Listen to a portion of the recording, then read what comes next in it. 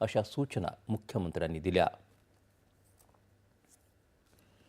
अमृत आणि नगरोत्थान प्रकल्पांच्या कामांमध्ये हलगर्जीपणा करणाऱ्यांवर आता कडक कारवाई होणार आहे।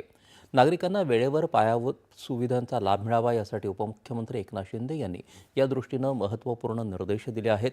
या संदर्भात नगरविकास विभागानं शासन निर्णय जारी केला आहे। अमृत आणि नगरोत्थान महाअभियान या प्रकल्पांची गती वाढवून त्यात पारदर्शकता आणली जाईल। प्रकल्प वेळेत पूर्ण न झाल्यास संबंधित ठेकेदार, सल्लागार किंवा अधिकारी यांच्यावर कठोर कारवाई केली जाईल असं उपमुख्यमंत्र्यांनी सांगितलं।